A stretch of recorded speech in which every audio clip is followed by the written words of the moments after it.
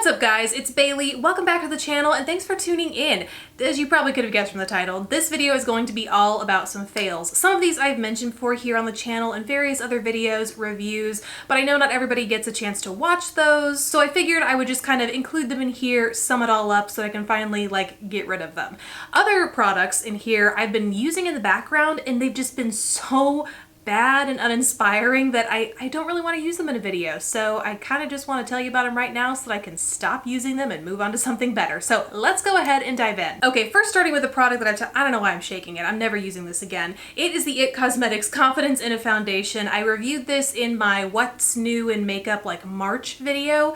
And unfortunately I have what I think is an experience that a lot of other people had with this foundation where it dried down beautifully. I love the finish it gave my skin. Gorgeous powdery finish.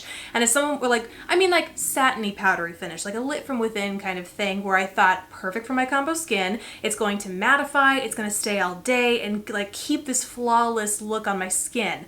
But it just broke away. It broke down, kind of melted away throughout the day. It just did not work well on my skin, even with multiple different moisturizers, SPFs. I really tried to change up my skincare to see if I could like this somehow, and it just didn't work for me. So really unfortunate because when it first applies, it's beautiful, but it just doesn't last throughout the day for me, and it's only gonna get worse as the weather warms up. So going to give this to someone who it might work better for. Okay, now let's talk about some new mascaras, and these I haven't mentioned on the channel yet. These are from L'Oreal. It's their unlimited mascara that they launched a couple weeks back at this months back at this point. They sent me, I think, all the shades they have in this collection, so I've been trying them, testing them, really wanting to love them, but I guess the formula is not bad. The premise behind this whole mascara is in this somewhat bulky packaging, but you have this swan neck, the swivel-headed swan neck type thing. It's not called a swan neck. I don't know why I call it that. But basically you pull the wand out and you can also tilt the edge here, which might give you an edge, so to speak, when you're applying your mascara either here on the outer corner or on the lower lash line. The brush head itself is synthetic. They don't feel like real fibers. They're rubberized and it has a nice tapered tip, which actually is really good for getting those lashes on the lower lash line. And I even like the idea of a swivel neck, but the formula and the innovation of the wand isn't enough to get me to love the bulk of this packaging.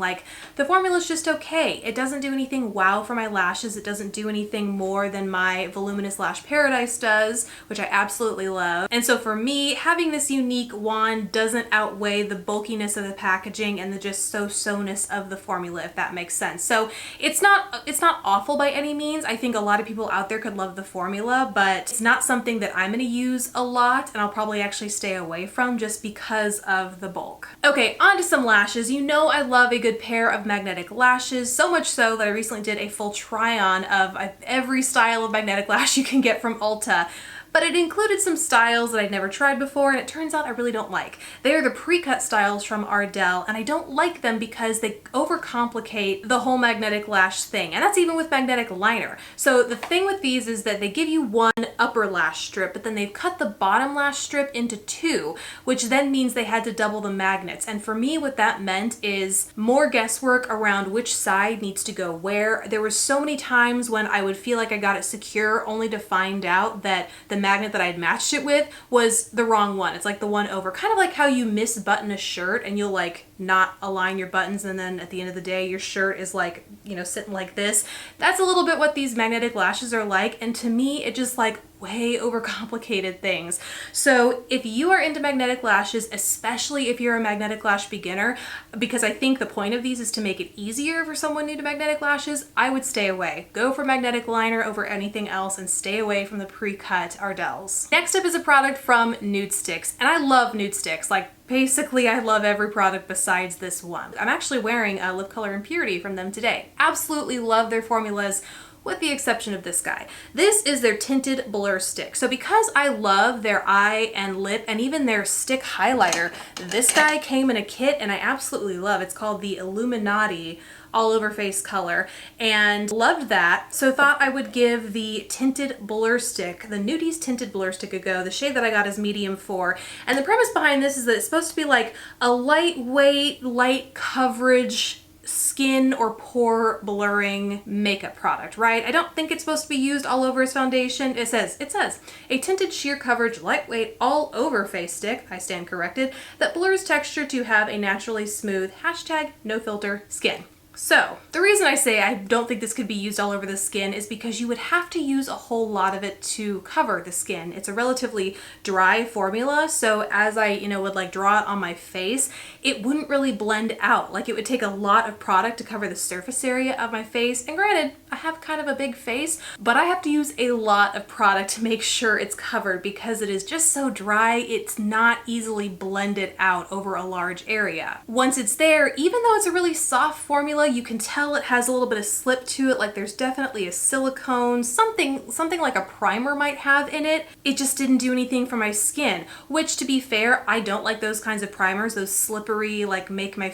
makeup feel like it's gonna slide off my face sort of primer. So I'm not surprised I don't like that feel on my skin, but I just didn't find it was doing my skin, its texture, my pores, any favors. I had to use a ton to see any sort of difference, and just overall I didn't feel like it enhanced my makeup routine or really did much at all for my makeup routine. So can't say I love that. Alrighty, and last up is the most expensive fail for this video, because it is a Tom Ford product. So back when I became obsessed with Tom Ford fragrances last fall, winter, I love Tobacco Vanille and Ombre Leather. Oh, and the cherry, the limited edition cherry scent, so gorgeous. And it kind of got me on this kick of wanting to explore more Tom Ford cosmetics products, because I have heard some pretty amazing things about their, like basically the face concealer, foundation, eyeshadows, all that kind of stuff I've heard pretty rave reviews about. So I wanted to dip my toe into the Tom Ford makeup, and part of that included this eye primer. It's an eye primer duo. On the top it first it comes with a cream on the bottom, it looks like a concealer but very similar to a MAC paint pot, and then on the top it comes with a powder, a translucent powder, but kind of has a little bit of a white cast to it, you can see in here. And long story short, it's no better than a regular primer. In fact, I find my MAC paint pot works just as well. For some reason, when I use the cream in conjunction with the powder, or even just the cream alone, I notice my eyeshadow applying a little patchy. And I don't know if that's a combination between the cream being a little too thin, the eyeshadow not being, like I'm not playing well enough with it.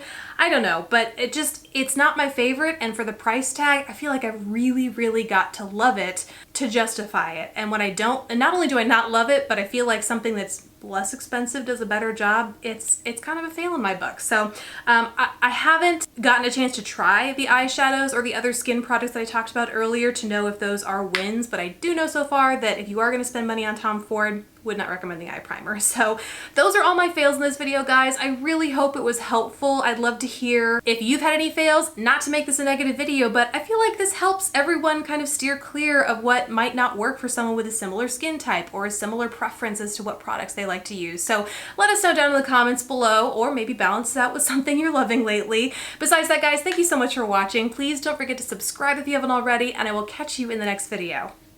Bye, guys.